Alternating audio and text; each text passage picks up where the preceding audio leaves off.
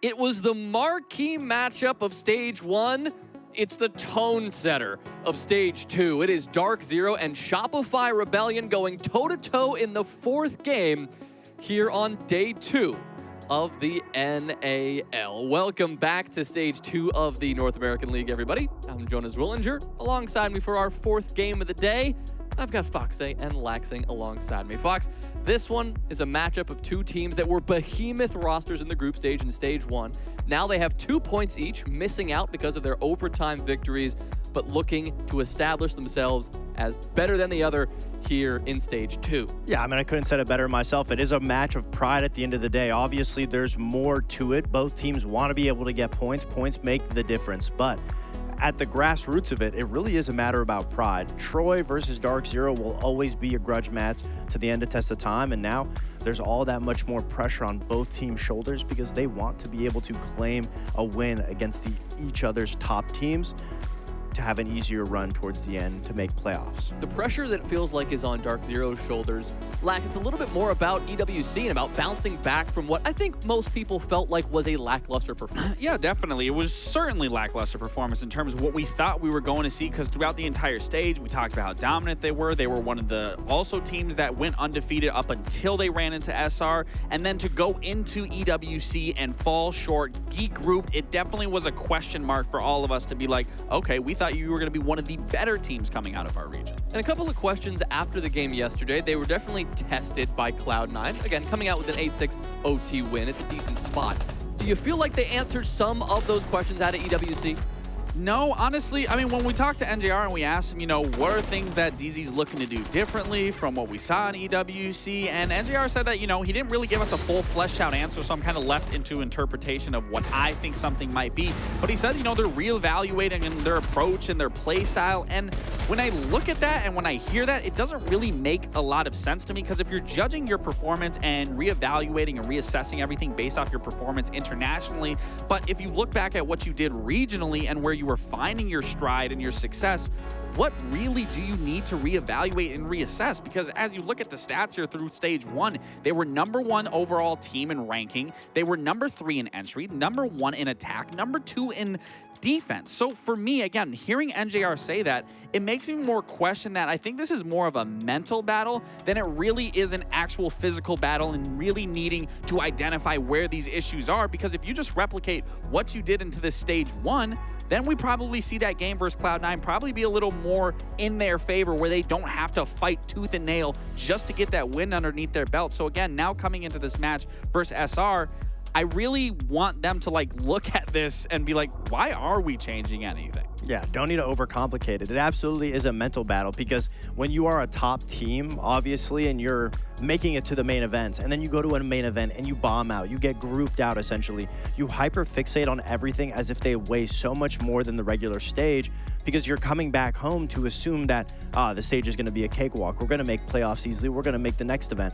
But that's not always the case, and especially with how competitive this stage has started out for NA, Darkzero needs to have things a lot more in check, maybe revert back to what they know is going to work for them here before they start problem solving for the future event. On the other hand, Shopify Rebellion, this is a little bit of a revenge story for them, because they beat Darkzero in groups last time they faced, but in playoffs, when it mattered even more, that best of 3, it was Darkzero who came out on top. Yeah, and they obviously don't look like the same Darkzero that we saw last stage. I mean, if we're comfortable in saying that SR is the same team that went undefeated last stage during the regular stage, if they're going to do it again now, it's hard to give them that, confidence just because of what we saw yesterday. I mean, it didn't really look like SR should have been the team to win against Wildcard.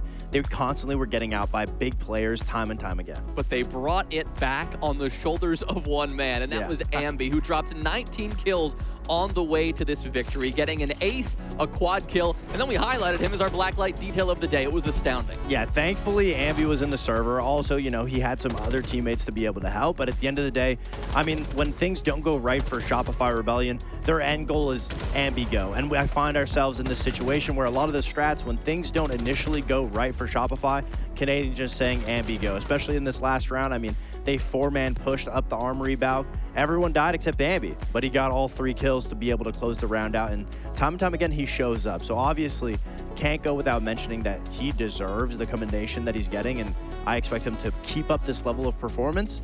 But that being said, it can't just be on 1 or 2 people's shoulders. We need to be able to see the SR that has Canadian IGLing, has Canadian micromanaging everybody that we talked about yesterday, where we want him to be more hands-on with the whole team as opposed to worrying about his own game. Well, they played Lair, Labs, and Chalet. Those are the 3 maps that these 2 teams ended up playing against each other in Stage 1. Lax, where do you think we're ending up here? I'm curious if we actually end up back there, to just kind of, because knowing now that it's the best of 1, you can exploit the other team. You don't have to worry about any outliers going into another map. You just have to focus specifically on that map. But like you said, we're already seeing Chalet being removed from DZ, where DZ did win that against SR, so that's kind of surprising. Lair's going out by DZ, so we're definitely going a different approach here in terms of where I actually thought we were going to end up. Ooh, oh. There's Labs. Oh, we're going to Bank. Okay. This is an interesting choice for me. So this kind of already goes into about reevaluating, reassessing their approach and how they want to play things. We haven't seen Bank at all from Darkzero throughout Stage 1 into playoffs. So now you're pulling out here against SR. This is a comfortable map for SR. So they're clearly leaving nothing on the plate for SR to piggyback up off of, try to watch and reassess, reevaluate their approach to this map. So for DZ, everything is in their hands in terms of being able to counter-strat, being able to approach SR in a way, in a manner that can at least fundamentally make them be more improved than the last time we saw them. But even then, I mean, it's still a risk giving SR a map like Bank that SR is very comfortable on. Theoretically, Darkzero should have the edge on this map. That being said, it depends on what Darkzero we saw. Because if it was Darkzero a couple of years ago that could beat VP at an event, then I'd say Bank goes to Darkzero. But we're seeing a Darkzero that's trying to be a lot more hyper-aggressive, a lot more entry-heavy, a lot more proactive. And Bank just doesn't necessarily work out in that way like you'd hope. And obviously, they're in a position where all of their game plan around Spirits has been getting caught out. So if Darkzero can revert back to playing a lot more defensively when it comes to a map like Bank, they should be able to win it. But that being said, I don't know. I feel like Darkzero is a lot more in their heads. They have the pressure on their shoulders, and they're playing a different Darkzero's game as opposed to Shopify Rebellion. You know, they know what they're going to be showing up no matter what. And I think it's a great point that you make that, and also with now allowing Bank to go through and giving that comfortability to SR. Like, it's definitely not pivoting into a spot for DZ for them to be like, yes, they're going to be the outright deciding winners here. But again, just for that simple fact of being able to counter-strat where SR doesn't have a lot of footage on you or any footage at all from the previous stage, there is, I'd say it's a 50-50 situation, and I think it totally depends on if DZ is not in this mental game of feeling like they need to fix their entire playstyle because of what happened at EWC. So Bank maybe a little bit more unexpected. Does that change how you feel about this one, Fox? Start with you. Prediction for this matchup. No, I believe Shopify Rebellion should win. I feel like they were a lot more confident for me to believe in yesterday as opposed to Darkzero. Darkzero, they got to get a little bit things ironed out, and I think they'll be fine. But I think they're having a little bit of an identity crisis right now. I'd have to go with SR too, just because they were the first team to exploit DZ and not try to just ban out Spirits. Instead, they used the shield against Spirits, bringing, you know, the Echo to deny that shield, bringing the Ella Grismot mines to pop that shield open and then just stopping that aggression. So for that, again, I'm going to have to go with SR. I do think they have the upper hand, and especially the map in their favor. Amazing. Well, our last few players are trickling into the lobby, so as they get set to go, we're going to step aside for just a moment. But it's Darkzero and Shopify Rebellion setting the tone when we come back.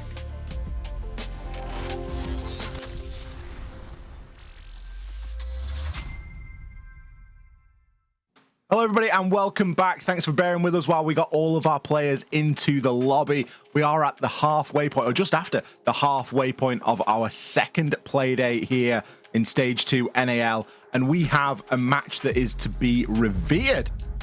We have Darkzero versus Shopify. We had to wait until the last week of Stage 1 to see this fixture, and it's coming out in week 1 here. What are the chances?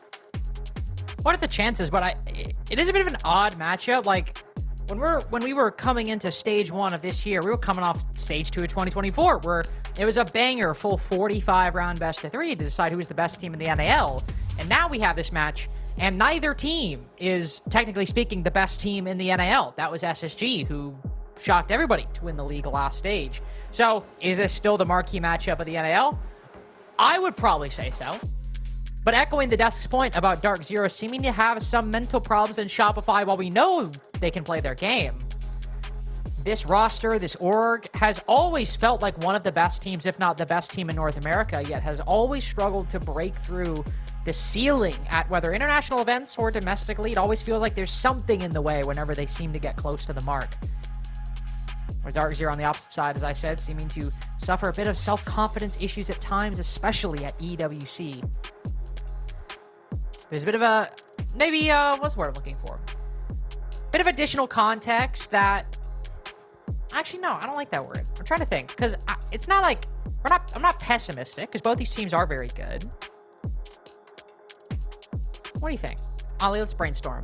How would you characterize this matchup? Let's make this a little project. Two teams, a lot of potential, with their own, like, unique outside of the game issues, it seems. Well, you've got big names. You've got veteran players. Veteran players. I don't know that you've got anyone that you could class as a rookie anymore. It doesn't dye his hair. It's looking a little bit darker, isn't it? It looks a little darker than it used to be. Maybe he's keeping out of the sun. That's possible. I find that the sun bleaches my hair a little bit. Yeah, I don't think you've got anyone that you could categorize as a rookie anymore. No? So, you've got two teams that are finding the way. I think there's a lot of pressure from just the names in general. You know? Darkzero, Orglet's been around for a long time. Expect them to do well. They've got some very die-hard supporters. Shopify, whilst the name might be relatively new to NAL, it's not just a big name. It's not like we don't know these people. You know, it's a big name. Yeah, I find it a weird one. I definitely think it is the stamp, and it is the match that people look forward to. It's the FaZe Liquid game. You know what I mean? It's that game. No matter, regardless of the two teams and their individual performances at the time, it's always going to be a big fixture, isn't it? Yeah. Also, not to do an abrupt subject change, but it's round one, and NJR is already on to Chunkin. 5 seconds to go. Shumika I've missed casting NJR. I've genuinely missed casting the NAL. Have you? Oh, I thought you said NJR specifically. No, I've missed casting NJR. I'm miscasting loads of them. But just it's little tidbits like that where you're like, oh yeah, you know? Yeah. That's one of the things that we laugh and joke about at 1 a.m. Oh my god. I love it. I love my little 4 p.m. nap. Wake up at 7:30. Get ready for the show. Canadian doing the flying V. Taking full control of open area. Uh-oh. He was hovering the Monty for a time, wasn't he? But has settled instead on the fuse. I'd be surprised to see all of these cluster charges work. I would expect the Zoto canisters to come in from below, but Citizen doesn't seem to be anywhere to be found. Eventually, he will stop at least the tin opener from going off for a time, but isn't going to do anything for these clusters. Clusters also very much seem like a bit of a prophylactic measure more than anything. There's no Vulcan packs in Darkzero's defense. Not a lot of utility actually placed on the side itself. Maybe some F-Knots, but got some barbed on blue stairs. Not a whole lot that is immediate candidate for destruction via cluster charge, but there's very immediate candidate for opening pick attempt by Shopify. It's this player on blue who is getting hit by every piece of utility under the sun. And as Spirits tries to hold on, it's a very shaky clear. As Canadian tip of the spear ends up taking a bullet in the back of the head, it sails through the front and hits Spirits on the opposite side. So a trade of sorts. Canadian uses most of his utility. You got time to open things up. I'd probably still call that even. Or favoring Shopify. I don't know. I wonder if it favors DZ. Difficult to tell. Ambi's got no health to be getting this plant down, by the way. A lick of anything, and he'll be taken out. Fortunately for him, there are no smoke canisters, but there are Vulcan packs. Our Vulcan packs. Spoit. Providing a bit of release pressure over on the garage side. Has opened things up. Not on the garage side. My boy is in. That's the second team kill for Shopify, by the way. Surf doming his own teammate, and yet somehow Shopify might find a way to cobble this round together. Rexon holding a very important angle. Very common position for him to play as well. Often holding garage with the 417. Nafe reasonably checks it, and Rexon has been here before. It is probably one of the messiest rounds we have ever seen in the North America League. 2 team kills, and yet still Shopify Rebellion win it with 1 body to spare. I think the most impressive thing about that is that it was a 2 versus 1, and DZ hadn't killed anybody with a gun or a bullet. It was a Vulcan pack and 2 team kills. It was a Shumika grenade. It was a Shumika grenade. Oh, it was a Shumika, sorry. A Shumika and 2 team kills. That's actually crazy, yeah. 3 people died on Shopify, not one of them died to a Darkzero bullet. That's funny. I mean, it's just collateral damage at that point, isn't it? Everyone, at least on the side of DZ, credited with an assist, so they were all getting involved. But they couldn't find the finishing blow. I think Shopify did a really good job of stabilizing there because there is a risk. You know, you lose Canadian, you lose the planter. Ambi didn't have a lot of health to start getting that diffuser down, as demonstrated, taken out by the Shumika. But Rexon on that backstab, he's so consistent. It's a real bold move from Darkzero to come to Bank. It's a map that we have not seen them play a lot at all. Shopify on the flip side, they're a team that have not only played the map, but have also brought some of the newer operators into the fray on this map and shown us ways that they can be used. One of those operators is Rora. It is going to be shown here inside of round 2. So many windows, so many doorways on this map, and the ability to block off those long lines of sight can be invaluable. And I think that Shopify, for my money, are one of the better teams at displaying how this operator can be used. Certainly one of the first in North America, at least. Basically, like, the one that started bringing a lot of the default Aurora strats that now we see all the time. I mean, that small bake rush we saw, like, a couple maps ago on Cafe, saw Shopify do it for the first time in North America. And, like, I think, like, the first or second... No, not the first. The second game they played. This is a team that was the first to bring this operator, used it quite well, and so a lot of the defaults we can credit, at least in North America, to Shopify, laying at least some of the blueprints out, even if they have been iterated on and now kind of become default positions. The CEO one, also pretty common. You block off the checkers door and the office door just to enable CEO plant later in the round. Great utility usage by Shopify, spotting out Citizen to facilitate Canadian pushing up the stairs, but unfortunately a little isolated. Ambi, what a recover.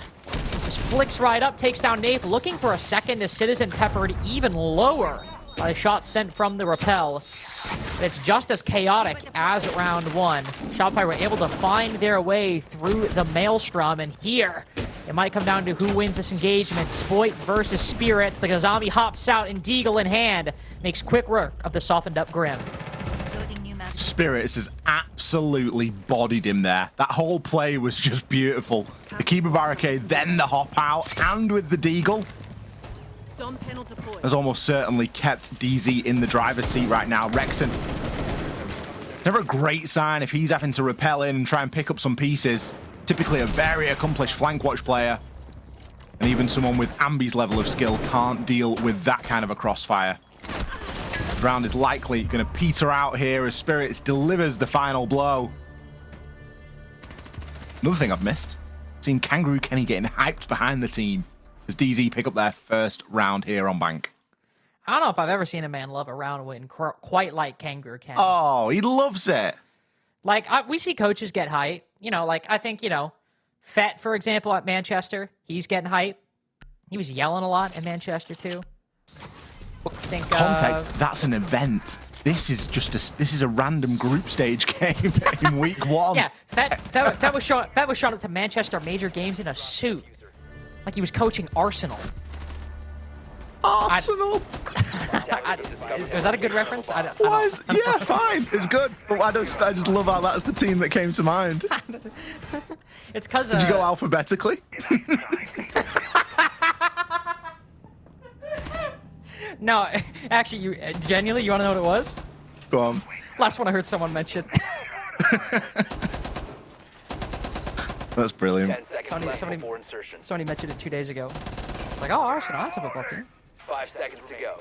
But yeah, Kangaroo Kenny's getting electric over Play day 2 of the North America League, stage 2, 2025. Yeah, round 2, by the way. Round 2, first round win.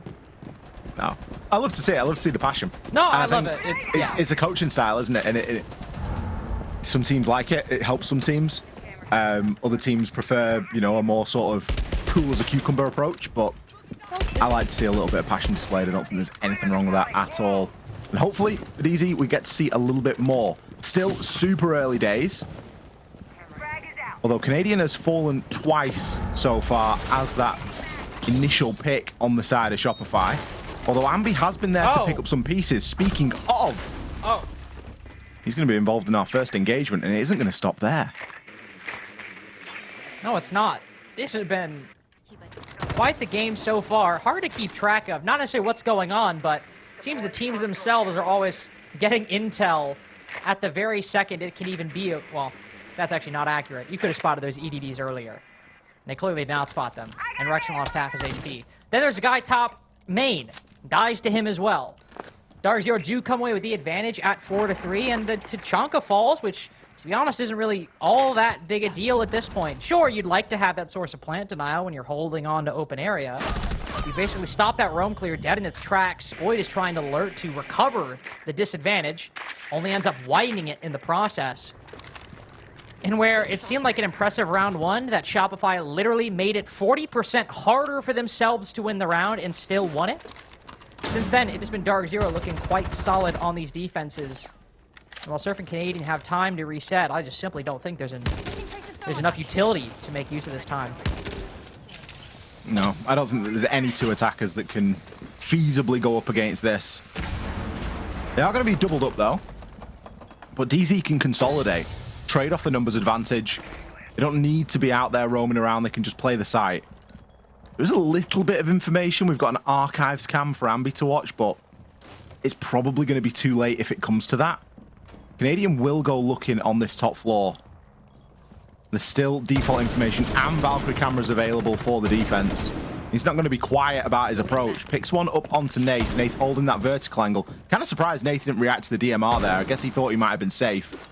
There is still an advantage right now. Cover a smoke, maybe a chance of a plant, but NJR is playing the Warden.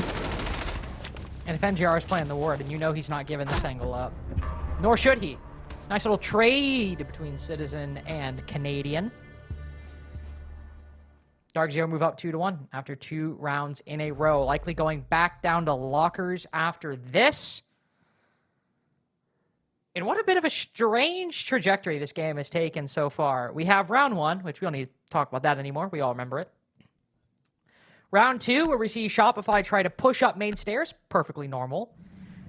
But they lose control of that checkers position, both in terms of Canadian dying, but also just in terms of the fact that they let somebody get up that close, get an angle on the Monty, and nobody's able to trade him. While Ambi gets a kill, he then dies pretty soon after, and Shopify are left to try and pick up the pieces in very hectic fashion. That round we just saw, similar entry and focus on the top floor. But again, positions from Darkzero are able to get active. Shopify never quite get a handle on them. Darkzero have been getting active in a way that has constantly disrupted the Shopify attack, which is the exact game plan you should have against a team that is IGL'd by Canadian. If you let him set up the pieces, it's going to be very difficult for you to have a chance at winning that round. But if Shopify are going to try to put up a bit more convincing attacks, they have to have some kind of answer for DZ getting in their face and always seeming to get away with it. Back down to the basement for round 4 then. 10 seconds left. Fairly similar lineup coming from Darkzero.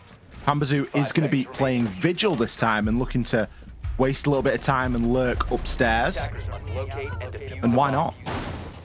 Open area was given away fairly freely last time. Canadian was able to charge through on Fuse with the shield and use those cluster charges on the hatches and get everything open. Still do have the Tubarao, but it's going to be in the hands of Nath this time as opposed to Citizen. Maybe a bit of a want and need to have an ability to stretch their legs a little bit. I think they at least know that there's more potential for Roman this time, given that the Monty got banned out at the end of round 3. That does mean that SR should be a little bit slower in their approach right now. Something that we don't always see, and we've spoken that SR are a team that like to bring the Roarer. We don't always see it for this site in particular. No, actually, that's a good point. We do see it a lot for CEO and on the Open Air, but you're right. We don't really see this all that often for lockers. I'm sure we have, but I can't really recall the default door placements off the top of my head. So I will be eager to see where Spoit decides to place them. There's a lot of operators that could steal the limelight away, especially that Ying and that Grim. For now, it'll be the Hibana, countered by the Zoto canisters.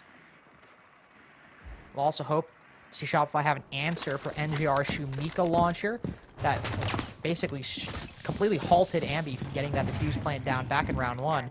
Big difference, though, right here. Ollie Spirits gets away. 1 HP, perhaps, but gets away off blue stairs. Big difference. Yeah, they didn't have the Toxic Babe canisters last time, and that was something that really came down to cost. One of my worries is Wrexham pushing through Garage. I think Citizen's got a very difficult job on his hands there. Because if he falls and loses that engagement, Backstab is in position. We will see the wall opened. Oh. Citizen, as if on cue, doesn't lose that engagement, and in fact will take Wrexham out as first pick. The defense can breathe a massive sigh of relief now.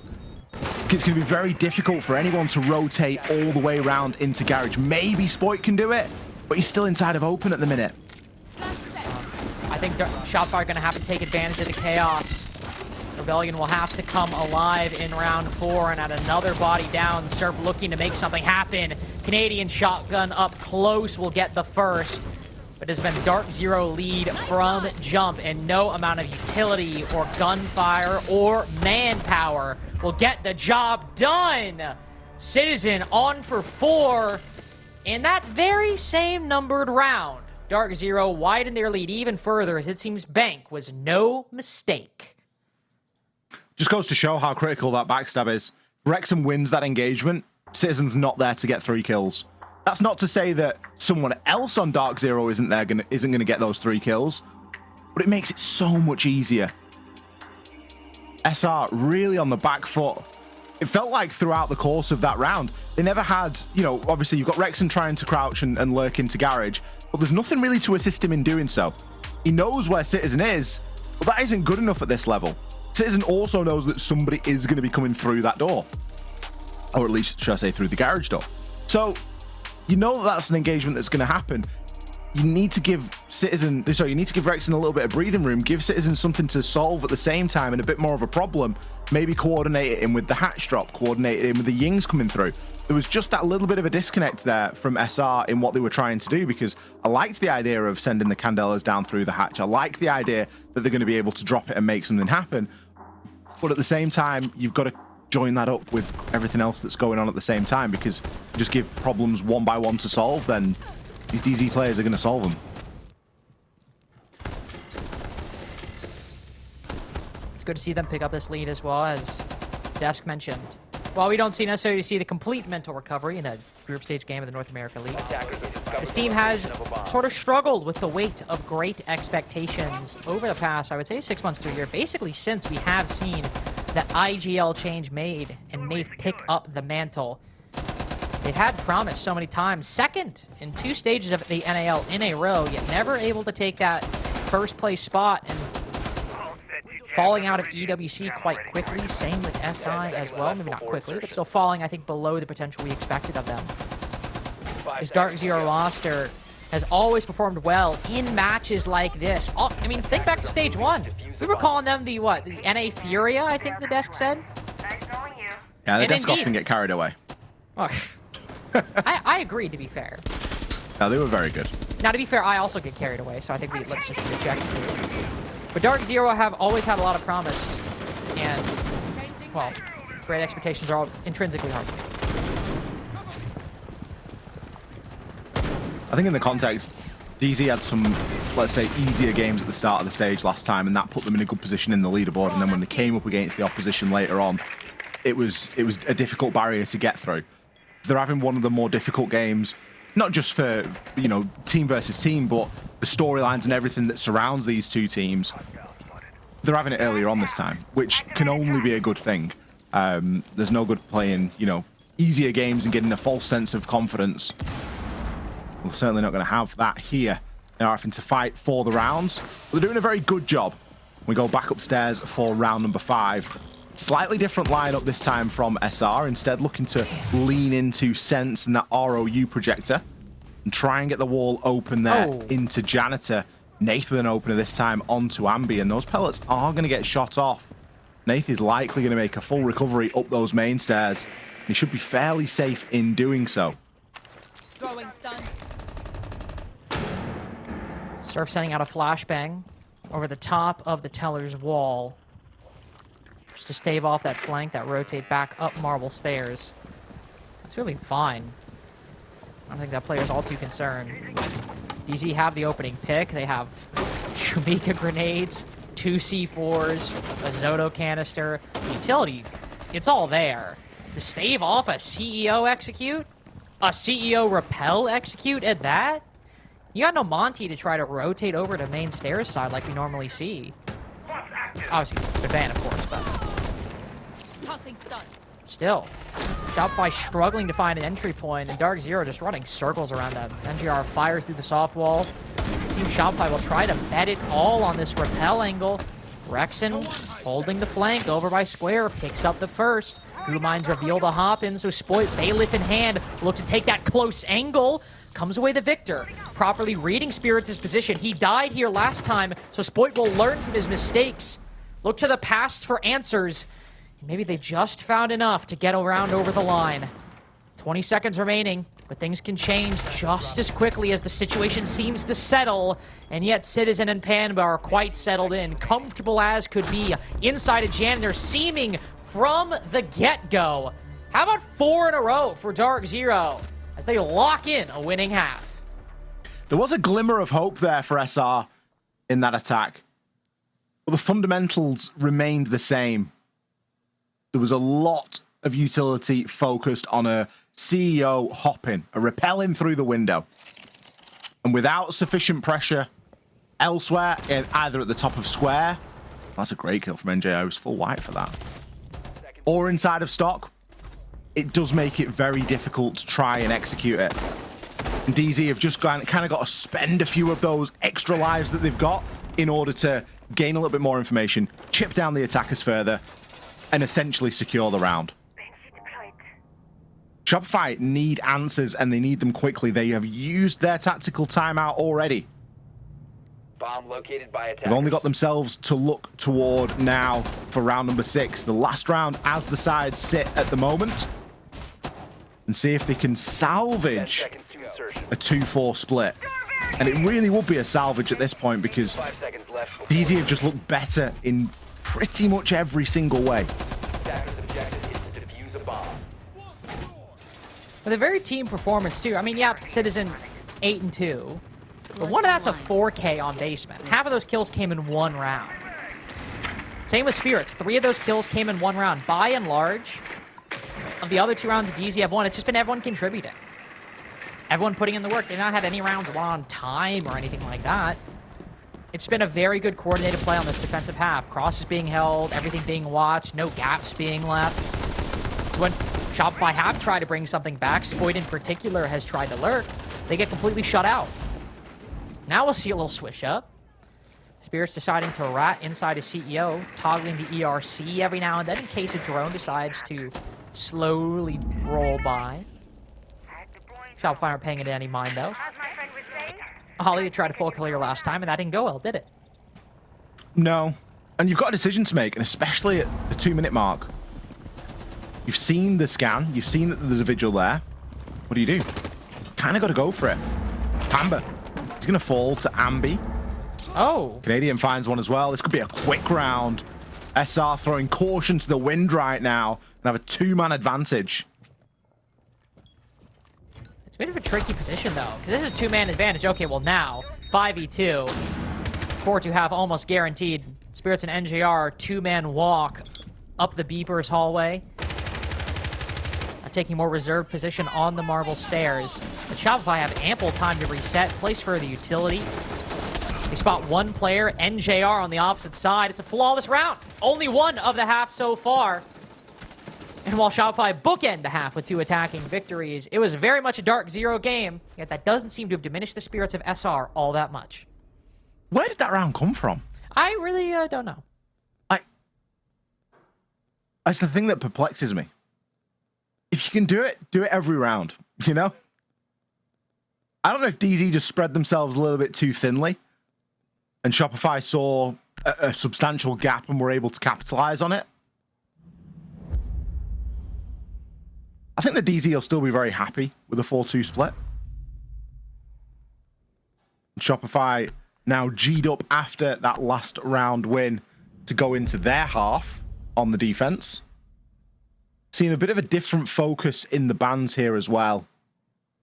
2 hard breaches removed. The Ace and the Hibana.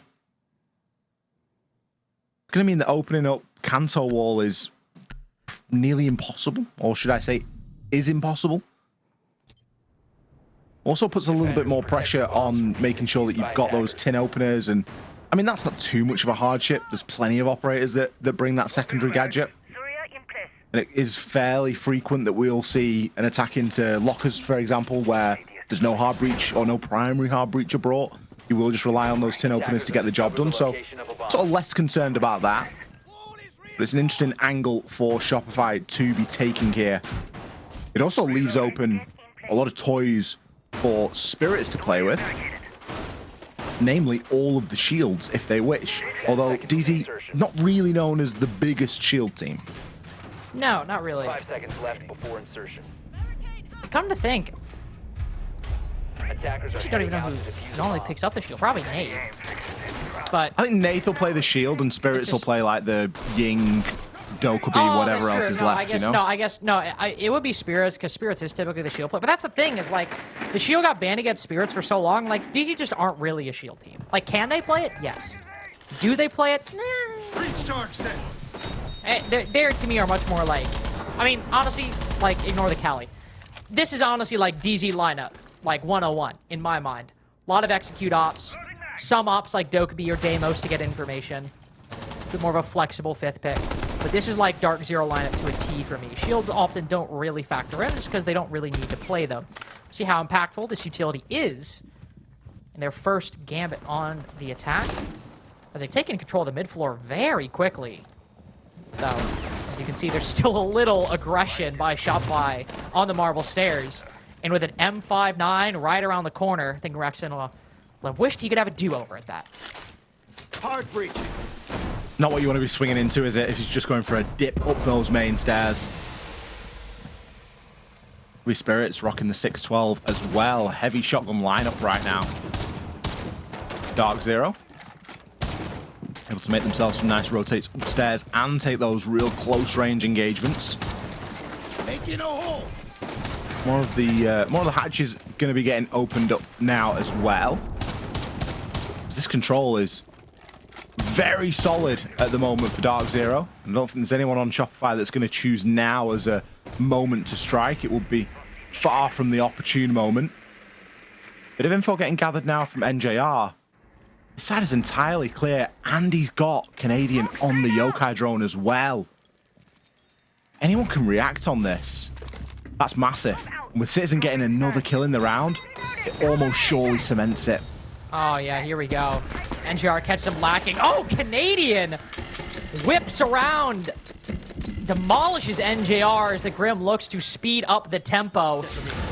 While he'll falter, it's actually Spoit who probably deals the most impactful blow. Nafe isn't worried, puts the diffuser down, but Darkzero are in a very tricky position, especially as Canadian retakes the top floor. Marches up Marble, will call if there's nobody on the hatch, and now it's Panba in the 1v2.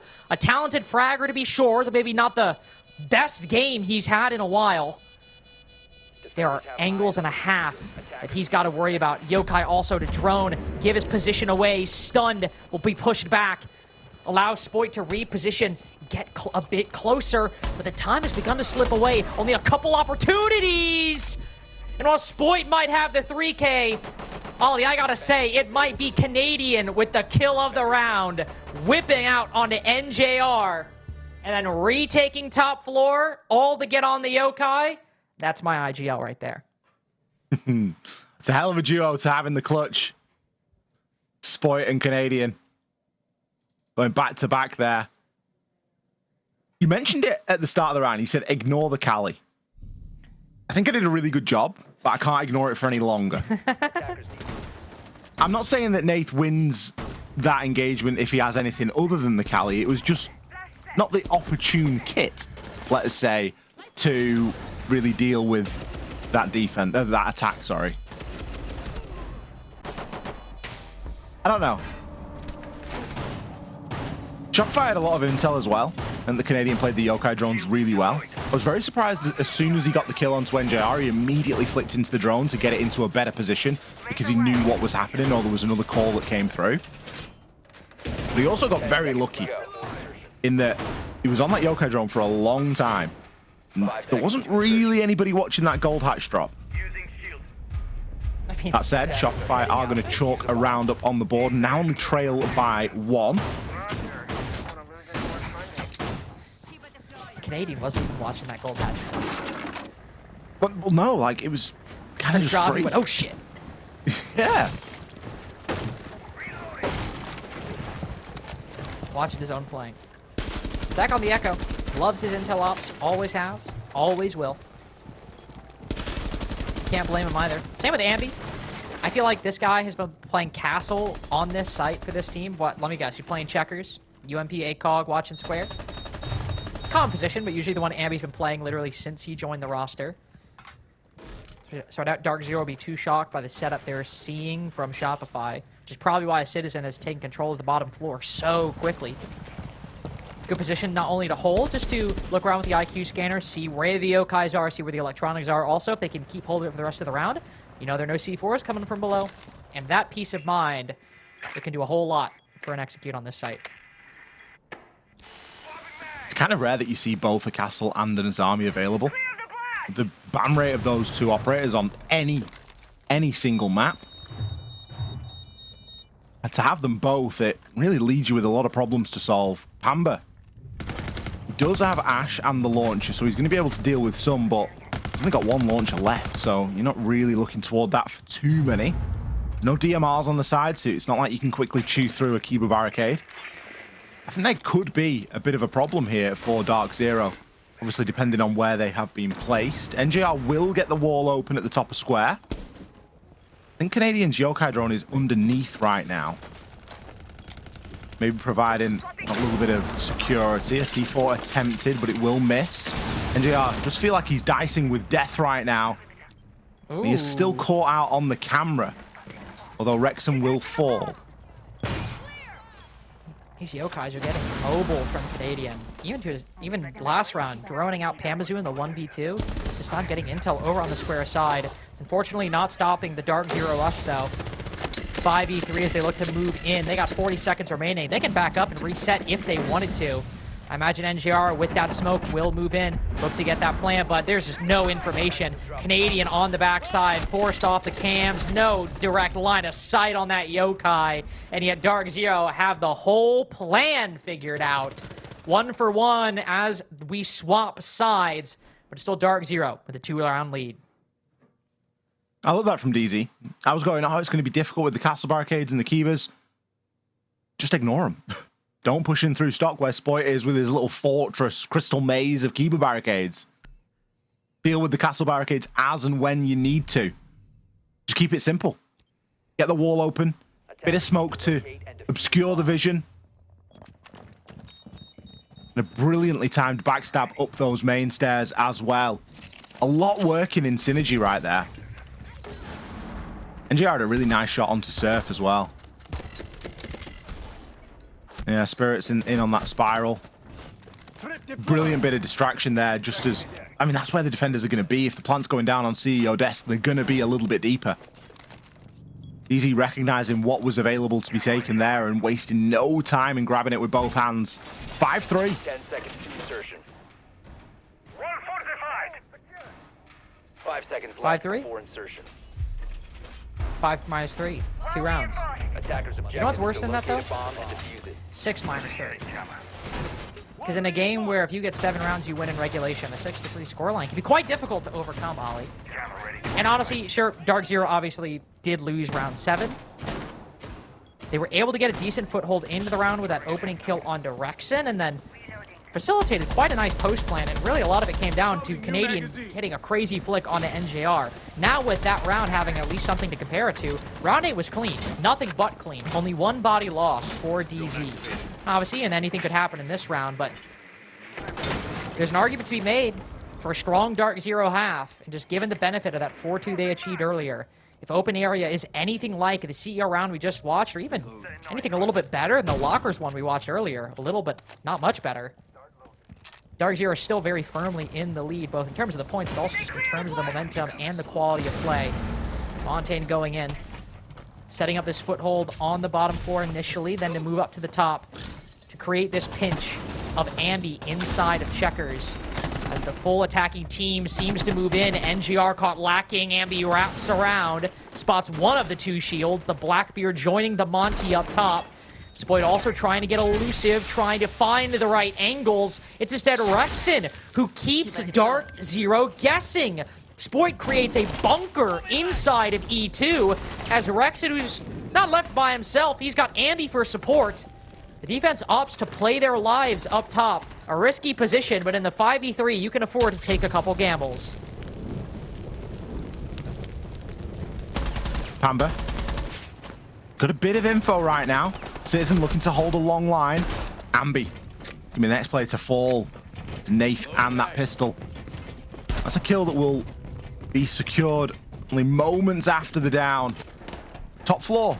Controlled, but at what cost? You've lost both NJR and Spirits. You've lost that skeleton key. And you've got a minute. And the Monty, very much a double-edged sword. Yes, you can move through human drone style and gather information, but you can't fight back. It's probably quite ill-advised to drop down the hatch. Citizen finds one, but it's going to be the first of 4. He's going to try and do anything in these 30 seconds. Be 16-4 if he can find it, though. Biba in the way. Doesn't matter, but the Bieber is more important. Reveal that he's crossed the threshold. Shopify will ready their guns in anticipation of this swing around the corner. Just not going to happen. Everybody knows it. Everybody's waiting for it. And the guns come alive the moment he steps beyond that threshold. Not 6-3. 5-4, in fact. A much more workable scoreline as Shopify now attain a winning record on their defensive half. Not so much in the opening kills, but this was the first time they started ahead and they never really lost that lead. I'll be honest, I was very surprised to see both the players from DZ just drop the hatch and try and make something happen. That's the thing with Monty hatch drops. It's like, aside from Freezer, every time I see them, I'm always like, just like, they make me uncomfortable. You feel so exposed. Not me saying that, like, Nath made a bad play. It's just like, it's one of those things where, like, whenever I see it happening, I'm like, it feels like something's gone awry. Yeah, usually something happened 20 seconds prior that now makes this seem like the only viable option. Yeah, exactly. And, you know, maybe it was. Timeout for DZ. After the second round of bans here in the second half of our game. We've got Kenny. Holding court. Feeding over a little bit of information. Hold on. It's funny you say that. I don't know why. The phrase holding court has been bouncing around my head the whole night. So I find it very funny. Really? Very coincidental. You just said, yeah, I don't know why. Like every single map, for some reason, my brain, one of the phrases it wants to go to is holding court. I'm like, there's no good area to use that. But that is what he's doing. I like it. It feels like a really old-fashioned saying, you know? It also works for the Brit. Yeah. Oh, there's levels. There's a lot of levels to this game. For example, that round, most of it happening on level 2. Well, level 3, depending on what country you're in, is sometimes. Oh, you see, I was going to say we can't have this conversation. Yeah, but see, I considered it at least. You have to be at least impressed the American considered that. I appreciate your consideration. An equal opportunist here. I believe that North Americans and Europeans can cooperate, even if our naming conventions differ. Specifically for the floors of buildings. Even if we were to try to build a building, it would not be up to code. Or at least it'd be really confusing when you get in the elevator. We got like I think we'd have to have 2 sets of elevator buttons. 2 sets of elevator buttons, or should we do like 1 set of buttons, but it's like we just do a slash, and so it's like 0/1. Or B/1, I guess technically. Lockers. Shopify's first win in this defense. Primary bomb site, often for the defense. But around that Darkzero not only got an opening pick, but got a successful defuse plant and seemed to be on the road to winning. Until, as I mentioned earlier, big gunfight from Canadian, big recovery from Shopify. Might be a little bit different here. A Surf is trying to get aggressive, and thankfully with CJX we have that red pipe, because now you can play aggressive, shoot that, and then back off, and the attack isn't really going to do much about it without taking damage, or at least worrying about taking a lot of damage. Yeah, it acts like a little mini Goyo Vulcan pack, and it will burn on the ground for 20 seconds or so. And it will slow the roll of the attacker. Something that Shopify are going to need to do, because there are 2 shields being brought right now. Not only do we have Nath on the Monty, but we also have Spirits on the Blitz. And it's kind of funny that it's taken until the bans at the end of round 9 for that to trickle on through into the mix. The Spirits is now pretty safe to play that for the rest of this game. Will it do them any good is another question entirely. One of the main counters to a shield, although it is seldom used, is of course Oryx. What a shot from Surf! Just deletes NJR. That's a glass down. Anytime you see that glass, you know a lot of investment's going to cover that plant. You know that's what they want to do. Throw down the smokes, get Nathan with the diffuser, get him out with the same play, and then what the hell has just happened? How is Nate here? How are Spirits and Nate here? Where's Panba? That's my question. He's in gold. What the hell has transpired? Darkzero have complete control of the site as the defense tries to recover. Spirits maybe getting a little too aggressive, but Nate will put the diffuser down successfully. Panba, the only gun, will not necessarily be joined by one. Nate full extends to try to cover that diffuser like his own child. He'll fall in the process. Another 1v2 for Panba on walkers. It didn't go well last time, and it goes even worse on the reattempt. All tied up. 2 D counter diffuses for Shopify Rebellion, and it's anybody's game at round 10. A game that keeps on giving right now. Spoit with 3 kills in that final round. I can't believe how deep DZ were able to get into the site there. They were really in the heart of the bomb site. I guess it's maybe one of those situations where you can have too much of a good thing. Maybe they didn't need the Blitz as well as the Monty. In hindsight, you would have maybe favored another gun or some different utility in that position. But it was always going to be a difficult plant to hold based off what had happened earlier on into the round. Losing NJR straight away on the glass. Well, not straight away, but early on the glass. Losing Citizen. I'm not sure how Citizen got taken out. We'll have to see if we get that in the highlights. I think it was maybe Spoit that got him. Spoit was looking to play a lot looser there on the Oryx. Mentioned how Oryx is a great a counter to a shield. Obviously, I don't even think we got to see him perform a Ramadash at all. Yeah, Spirit's just running up those main stairs there. I guess he's going to try and assist on the top floor with a bit of a retake sort of thing, but it's a little bit weak, isn't it?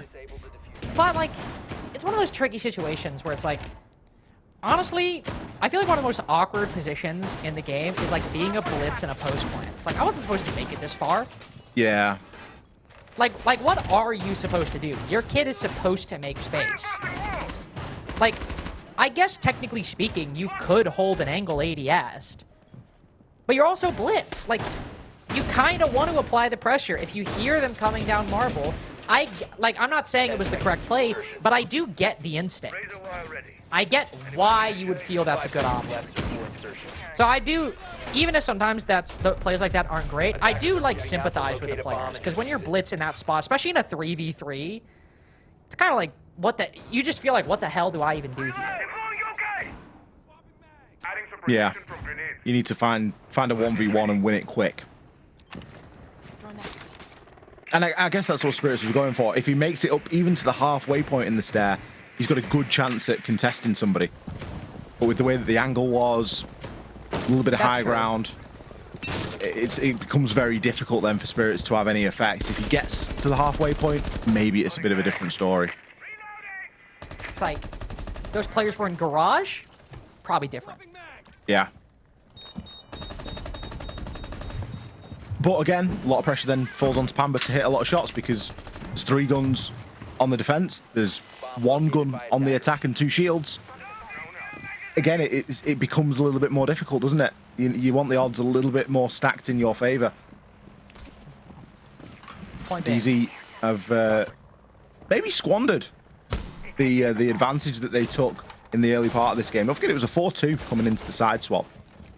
And it really felt like, with how round 7 started, it really felt like it could have been a 6-2.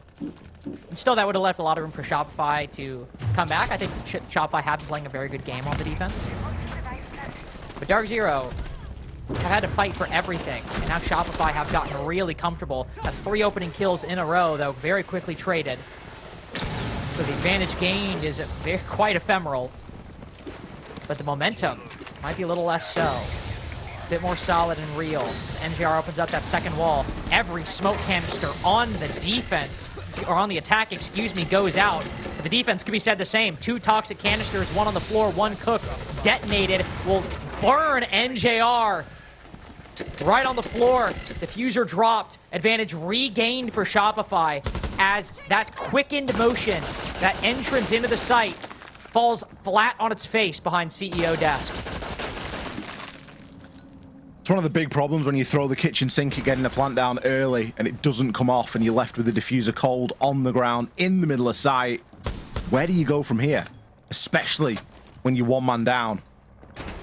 There is 1 Candela left. That's pretty much it. You're asking a lot for that to work here. Spirits is going to prime it and get ready to send it. But it's a case of which direction does he choose. Pamba, he's been chipped down a little bit more as well. Final Toxic Babe canister does get sent out. Spirits will find 1. With Nath getting the plant down, it's still doable. Doable with this Yokai right around the corner. Disadvantage 2. Nate falls off, still got time. Canadians gotta hide it, but the guns do the talking. Spirits might wrap around, but again, Canadian has stuck this Yokai so consistently, and every time it has had an impact. Utility, gunplay. He's not getting multi-frags, but with just a few shots, it has been Canadian constantly saving these late rounds. Doing such a great job on Echo at the moment. Camera usage is on point, keeping himself alive. It's a real scrappy engagement to open things up. Citizens actually had a really bad run in the last couple of rounds, it feels.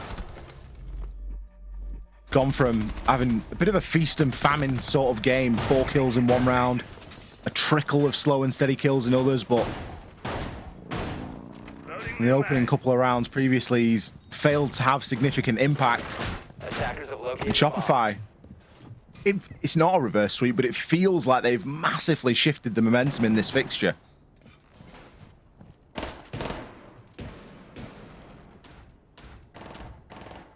It does feel strange that we're here. A full 3 points is going to mean a lot as well between these 2. Oh yeah, 100%. I mean, it's kind of like, it's like those games that always, well, I don't know. It's just sometimes hard with NA. It's like, what do I think will be the most important games? The ones won by the teams at the top against each other, probably. At the same time, some parts of this league can get so competitive. It's like you could say the same about teams at the bottom as well. But I mean, whenever you have Darkzero, Shopify playing each other, it's like these 2 teams probably will qualify. So is it going to be the difference between like top 2 and the broader top 6? Maybe, probably. Could they also still end up being in 1 and 2? Yeah. It's at least good for the narrative. Good for the. And we love a good story, don't we? Yeah, exactly. Good for the story. I like a good story. By the way, Denari, round 12. Start bringing him out. Don't know where he's put those trips, but I'm sure there'll be some funky shapes wherever they've gone down. I thought you were going to tell me some Denari lore then. Nah, I got nope, I don't know. I thought you had like some good backstory. No, those are just line segments, by the way. No actual, like real true geometry going on over there. Seems to be a very quick rush in the CEO though. Does Darkzero want to deal with Ambi playing inside of checkers? People will reveal that Spirits is pushed in, and, well, nobody really wants to have a UMP in hand anyway, let alone running directly into a Blackbeard. Ambi tries to find something, but NJR is waiting for him to make that exact play. Spoit vacates the premises quite quickly.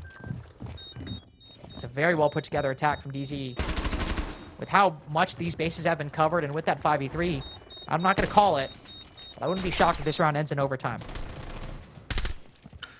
No, it's about time we had an overtime here tonight. There was plenty of OT yesterday. It's only fair that we get some here as well. Spoit, he's going to be tucked into elevators right now. Still a minute left.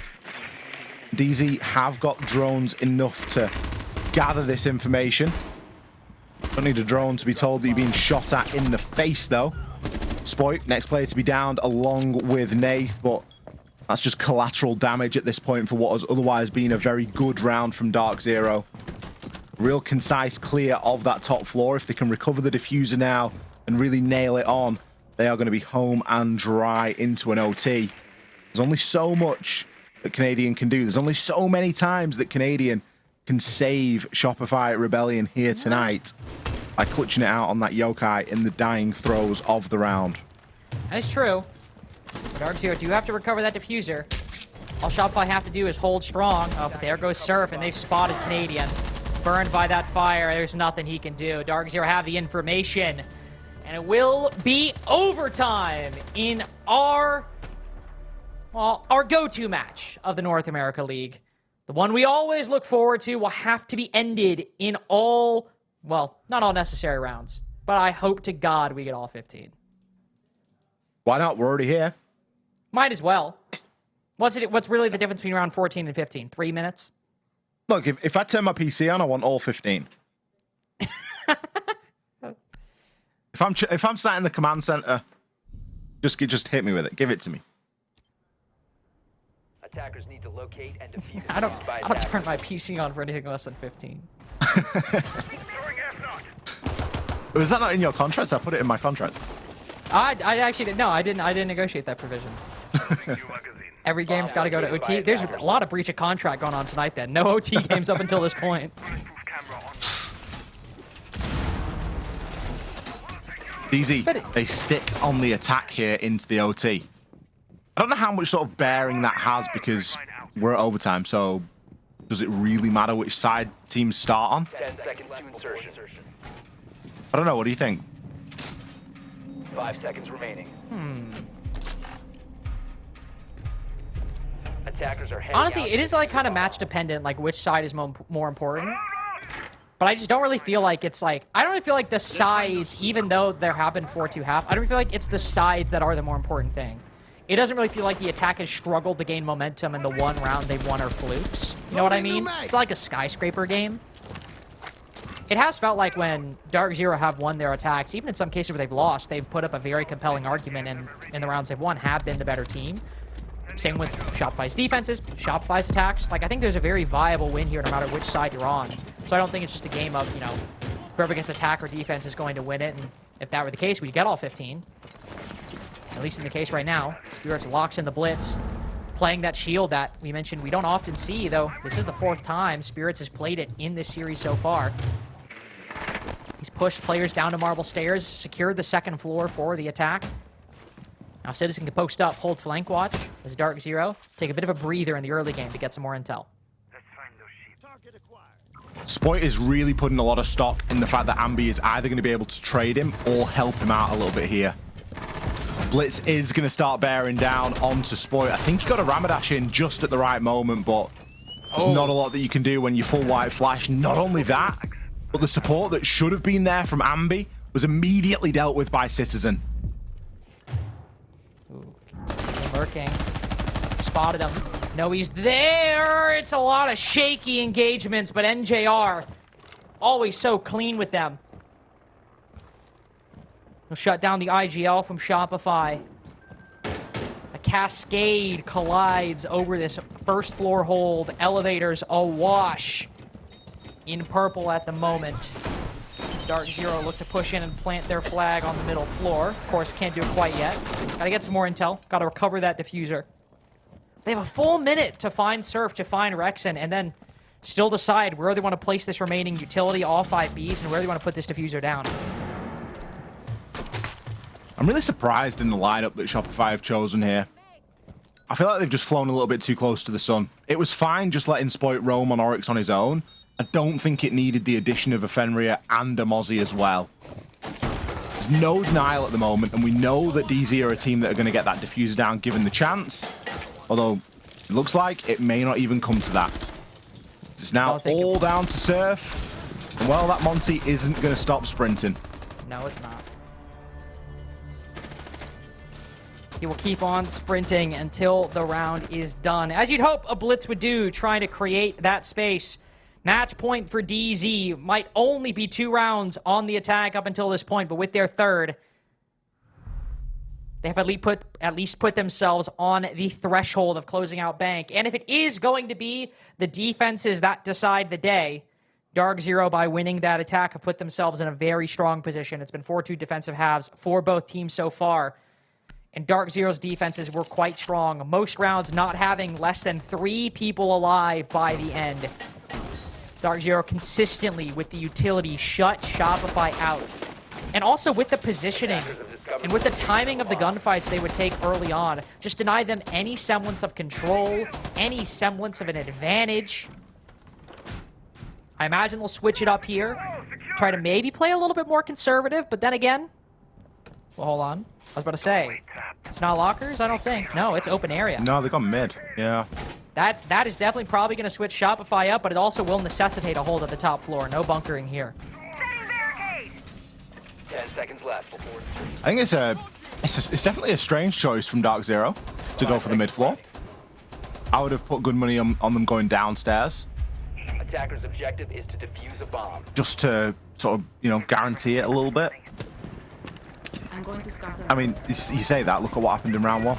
It was a real mess. So there's no guarantees at all. But at least it gives them a bit more room to work with, a bit more room to stretch their legs. And they can still get into that top floor and start to open things up a little bit. As you mentioned, there will be a hold in upstairs. It isn't at the minute inside of CEO. Instead, we've got Citizen. You just know he sat a millimeter away from his monitor there trying to find that pixel, but didn't quite have the right angle there for the players out on the rappel. You can see him on the Valkyrie camera. Might go for a double dip, but the players already hopping in. A C4 is maybe a better choice. Oh my god. Feels like a lot of these rounds have started with a rapid 5v3, usually favoring the attack, I will say. Reloading ammo. Round 13, it was Darkzero. Round 14, it's Shopify. And if it ends the same, it will in fact be all 15 that will need to decide who will win between Darkzero and Shopify. Full vertical control can be established for the attack. Rexen placing these boogie drones down. Spirits remaining inside of elevator. Peeks out. And he'll regret ever taking that engagement. 5v2. It will be all 15. It's looking very likely, isn't it? Unless Citizen and NJR have got 5 kills hidden away up their sleeve, which it's like they don't. Ambi's on for 3. NJR can be a miracle maker, but this really would be a little bit of a push too far. Too many angles to check, and he won't get past the first. Another flawless round here for Shopify, and that is going to take us to max OT. Perhaps it is the attack, Ollie. Perhaps I was wrong. Feels like it happens quite often in overtime. What, attack or you have just like a defender side? You have a defender-sided map, and then in OT it flips. They just lock in. I don't know if one team locks in and one team doesn't lock in, or there's a little bit of like false sense of security or something, but it does seem to happen quite often. Could we get Jesse to do the numbers on that? Because what is it, like, belief versus fact? What is the actual... Part of this was a bit, but also I am actually genuinely curious about this. Yeah? What is, like, the actual, like, statistical percentage of, like, matches or maps, I should say, specify, maps, whether in a best of 3, best of 1, or best of 5, maps where the first 12 rounds are biased toward one side, and in the OT it's biased toward the other? I'm curious what the actual percentage is. Because we always, on broadcast, talk about it like a cliche, but I'm curious if it actually is a cliche or if it's just something that we say is when it's not actually borne out in the evidence. Borne out in the evidence. I'm such a loser. 10 seconds left. Surely Jesse can pull that from his spreadsheets. 5 seconds remaining. Or Jesse might just get bored on a Sunday and go calculate it. Attackers' objective is to locate Yeah, I mean, that a is bomb and equally as viable, isn't it? Yeah. It's all math. Just whether it's automated or not. Maybe he knows about the line thing. The what thing? Oh, the I can't remember the Seeker? name of it. I can't remember the name of it. I need to read it to be able to say it, you know? Hell of a callback. Shout out Seekin lines. Talk about a tangent. Oh, that was a good pun. Oh, okay. I see you. That was a good pun. No lockers, by the way. Technically is available, as Shopify did lose it. But instead, they will throw a very, very, very big curveball. Going to Archives and Tellers as the final round played on this map. The first time it's been played in this map so far, in this best of one. Part of the defense will be Spoit behind some Kiba barricades, trying to hold on to CEO for dear life. And knowing Spoit and his pedigree, he might just be the man to do it. Looking to try and mount an attack here through ATMs. Nath will want to try and walk up that spiral stair at some point, but with Ambi really tucked in, no way of opening that Kanto wall. It isn't going to be easy to dislodge him from that position. Going to need a little bit of support from elsewhere. So many times in these rounds, the first 2 kills have come in quick succession. You wonder if this is going to be one of those occasions. Citizen, he's getting chopped up. Spoit there with an opener. Typically, the next kill follows quite quickly after. But this time, at least a pause. DZ not looking to full send, recognizing the importance of this final round. But that still just means they're in the disadvantage, just not a worse one than the trends have given. Sure, 5v4 is better than a 5v3. We're only talking a matter of degrees. You're still on the back foot. Shopify's second floor extension still solid. Site hold still strong. This Monty with diffuser on low HP has been trying to find a way in and exposes his back to the player he knew was there. Pamba does swing around the corner, in from Cafe, gets the trade, but again, also on low HP. How does he get away with it? Spoit dropping down below. And while it's even, it's Citizen on low HP. Darkzero have managed to make magic happen, make a compelling argument in round 15, even tagged up Ambi further, put him on the floor. It's gotta be Rexon with 2 kills, 41 bullets, and hopefully a mag to spare. To make good on Shopify's lead, to make good on that recovery in the second half. With only 7 seconds to go, Flash goes in, he's got the cross, he's got the time, but backed into a corner, he doesn't flinch! 1v2 to seal it out. And Shopify remain an elite force against Darkzero. We were questioning coming into this, is this the game we bill it to be? Is this the game inside of NAL? That right there is the game inside of NAL to watch. DZ versus SR coming right down to the wire. Maximum overtime needed. 1 versus 2 from Rexon to finish it out. It doesn't get much closer than that. We're going to cut to a break. We'll be back with our desk just after this.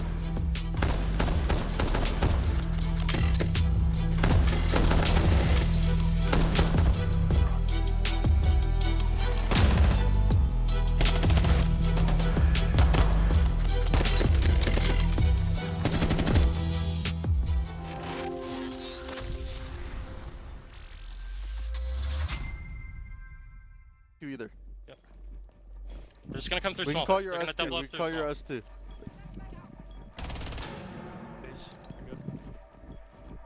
You're good. You're good. Nice! Let's go! Good shit, Richie. GG's. Richie, you've been owning D. Well, there's nothing like a Rexon clutch to close out a game like that. 15 rounds, cutthroat. For a moment there, we were worried it wasn't going to be the matchup that we billed it as, but then it delivered. 15 rounds, a thriller, absolutely living up to the hype from stage 1 and the hype from what is certainly to come here in stage 2. Rexon, what a clutch to close that one out. That one was wild. I feel like we were doing this just yesterday. Another win for you guys, and a big one at that against the rival Darkzero. How does it feel? Well, I had to start trying today, unfortunately. That was a really, really close game, obviously, and we didn't start out great. But I mean, yeah, it feels great to always beat those guys. Like, I mean, we've been doing it for however many years, like 5 years now. So, yeah, just another one on the belt. No tweets to worry about. Rexon, well, yeah, thank God, all right? Thank God. Well, I want to say congratulations. That was one hell of a clutch from you in that last little bit of that round. I kind of want to just have you run me through that round. I mean, you guys had the man advantage. I'm sure the comms were we tagged a few players up, but then the round just started falling apart, and then you needed to be that key factor there in that last little bit of the 8 seconds into that round. I just want you to take me through everything that kind of transpired from the beginning of the round to the end of that round. Yeah, so obviously we hadn't ran that site all game. We decided to run Archives of Zombie, and you know, we did the site. It was like a 5v5. We realized they weren't doing much. So once we found out that they were going lobby, you know, we got to pick. And then as you said, you know, we got to pick. We got to pick. Dame then calls, as you said. A lot of guys are lit up, but there was a guy, I believe in open, that was going to Troy. We're like, yo, let's power this guy, let's kill him. So then we all flood, kill that guy. Might have been a little miscomm. I think Will might have been looking the wrong way. I have no idea. But anyways, you know, 2v2, 30 seconds left. They call, they have no cams, no util. The guy's 1 HP. So I would say we won the game, but I could have told my teammate, hey, like, I'm not gonna be able to help you. Like, we need to play, you know, for them to plant. Left him, he kind of died. And then I was like, okay, well, now I'm in a 1v2. I should hold an aggressive angle initially to light the guy up or down him as I did. And then play the 1v1. I always know those like 1v1 scenarios with like the last few seconds left and there's a guy behind cover. The attacker, the guy, you know, aggressing, has to think about it. I either ADS, and then it's like, he doesn't peek and I lose a round, or I sprint, and then he peeks me, you know, it's either or. So it's like, that's how I knew it was gonna play out. And I mean, yeah, we won the round, we won the game. That was beautiful. Yeah. Congratulations. I mean, you guys looked really good at being able to counter essentially everything that DZ was bringing at you guys. Obviously went down to the wire, but the first time you guys played DZ, the game plan was try to hit Spirits head on. Obviously now we've transitioned, it's been a couple months since that point. Was the game plan the same ideology, focus on Spirits or Citizens? Because it kind of looked like if Spirits or Citizens weren't being able to make something happen for DZ, you guys had the round in the bag. Well, I mean, those players aren't that good to be making a game plan like that. No, our game plan was basically, you know, single targets out, not necessarily who they are, but where they are. So if there's a player by himself with no help, okay, hey, we have a cut on him, let's kill him, get the early aggression, and then take the zone. That was our game plan. And then once we kept doing it and it wasn't working as well, it's like, okay, guys, we can slow it down. They're going to give us the map anyways and play denial. And then that's kind of when it changed. Let's slow it down a bit. I mean, even though the last round on attack, we did, you know, like we had a cut, saw the guy, just everyone committed, killed him, and then, you know, it just snowballed. You know, 1, 2 dead, 5v2, won the round, it was over. Well, more on a lighthearted question. Did you dry scoop your pre-workout and your creatine at the same time, double fisting it, as you said you were going to today? Okay, so let me clarify. No, I have not. I was thinking about sending a video and just adding you guys because I'm not gonna do it before a match because, you know, like you get this, you know, like bugs in your skin and 400 milligrams of caffeine right before a match, like it'll make me tweak out. So I was like, I'm not gonna troll my teammates and do that. I take like a little bit of caffeine like a couple hours before so it settles in, I'm good to go. But I can do it for you. I don't know if we need I just that. did it before the match. I don't know if we need. I don't do it right now. Listen, if you feel like you want to make a video, you want to do it right now, I'm not going to stop you. I don't recommend it, but I can't stop you from doing it. We do not endorse this sort of behavior. won't be sleeping tonight. After the adrenaline of getting a game win like this and then pre-scooping everything, you would not go to sleep. Oh, no, I can't. Anyways, as I was thinking, my last final note, Darkzero is like, it's like a little brother, you know? Like, if you've ever grown up with a brother that is close, you guys are extremely competitive, whether it be sports, literally anything. And it's like, as the older brother, us, we always beat them every single time. And then eventually, here and there, they'll get like one win, and then they'll hold it over your head the entire time. That's pretty much the same relationship like we got, right? So it's like, you know, fun banter, but we'll always still be like above it. We'll always still be better, so. I suppose the last thing to do is then beat them down the line in playoffs, right? I mean, they were able to do that. Oh, yeah, I mean, of course. I wasn't trying last time. Exactly. I'll just be trying this Right, time. Yeah, no, I feel it. I get it. That makes yeah, it makes sense. If I lose, It I adds wasn't up. trying when I'm the go. Exactly. Well, as always, thank you so much, Rex, and we really appreciate your insight. You give such good answers. It's really good talking to you, and we will, I'm sure, see you a few more times down the road this stage. All right, thank you. Goodbye, guys. Have a good day. See ya. What a match. And what a chat with Rex. And as always, he offers really good insight into Laxing. What is literally the exact game plan they have going in. Really good to hear what approach they're taking, and then to see that executed is really something special. Yeah, definitely. I've always thought to myself what makes a really good player from a great player is that split-second decision-making and knowing right from wrong in those moments. And what Rexon said in that 2v1, what he displayed there, saying that I know I can play passive here. The oppressor from the attack has to get aggressive here. My decision is to swing that because he can probably catch him out running at me, and that's exactly what he said was going to happen, and that's exactly what was orchestrated from there. And again, that's what makes a great player from distancing themselves from a good player. Well, beautiful segue too, because one of those split-second decisions, we saw this in round 7, Spoit and Canadian on a retake Fox. I mean, this was one of those moments where you see SR in a position that it doesn't look like they can win, and then the Rebellion come out and they claim it. Yeah, I mean, it was a situation that Shopify is so good at doing, is being able to utilize Canadians' brain power and focus on the retakes, essentially. I mean, they had an understanding of where every single member was from DZ, and they're isolating 2v1s. I mean, they get the first pick over by Jail. They get the second one in the Red Hall. Now the case is down, so they're waiting. They know that they have a little bit of time to deal with. In the site, Spoit gets another kill as Canadian tries to make sure that top floor is completely locked off, because that's the number one thing that you want to worry about when the case gets planted in the basement, is if someone's on the hatch, it's almost for sure that you're done for. So to be able to use the Echo Drone later in the round, after Spoit was able to get the picks in the site, they find the information, 2-on-1. Canadian's already looking at the diffuser. He trusts Spoit with his life, and that's all she wrote. You just got to focus on isolating each individual position, and DZ, they tried their best. I mean, you're in a 4v2, you're not going to expect to get swung, but at the same time, it didn't look like any of those players were in a position to trade each other, and that was the biggest downfall from Darkzero. And it all came to a head on round 15, the final round of the match, where it really could have gone either way. Yeah, it was chaotic. I could only imagine everything that was going through both sides, both comms from each end. I mean, again, for Shopify to be in the winning position here, having the man advantage, knowing that certain players are tagged, but then for DZ to claw it back, especially from Pam, I think he ended up getting a 3K that put this back into a 2v2. Then it falls into this 2v1. Rexon already identifying that he's just going to play the bomb. He's just going to play a better angle here. And instead, what happens is he plays it flawlessly. And this speaks into exactly what I was saying and what Rexon was saying.